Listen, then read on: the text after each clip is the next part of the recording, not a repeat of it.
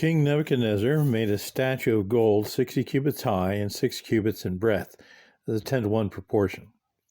It was a statue of Leviathan, whose malevolent power frightened him. He wished to appease the sea monster with this image of gold and music made from every musical instrument in existence. He even hoped to harness some of Leviathan's power through the statue. Gold was seen as a metal conduit for power. In ancient times, the spiritual power of music was recognized, though the racket created by this orchestra spoke of the cacophony of hell. Because Nebuchadnezzar did not know the one true God, he was under the rule of the prince of darkness. No one who saw Leviathan lived to tell about it, but a description came down about it as possessing, besides its predominantly fish shape, parts of lion, leopard, bear, eagle, etc., giving it the greatest powers of the animal kingdom. That all nobles, magistrates, chiefs, to leaders of the realm willingly bowed down to this idol, though out of fear of the king rather than this block of gold, shows us that we can't take for granted that there is wisdom among the great.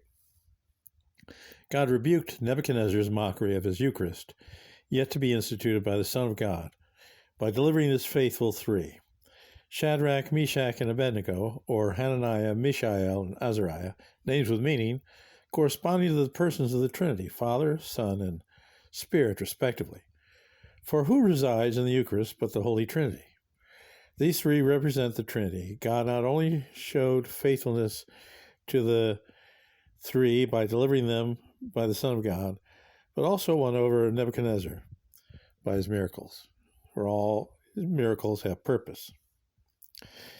The three were thrown into the furnace like so many living loaves of bread, where they met the promised Son. This was one of the scripture stories referring to him that Jesus shared with the two disciples on the road to Emmaus. The praises found in the Song of the Three are found in the sacred mysteries. They'll be there for all time. For God turns creation and creation's power against the wicked, but uses it in favor of those who love him. So not only were the three saved after being condemned, and the people who threw them into the furnace were themselves burned by the fire, but they were exalted, and so was God himself exalted in King Nebuchadnezzar's kingdom.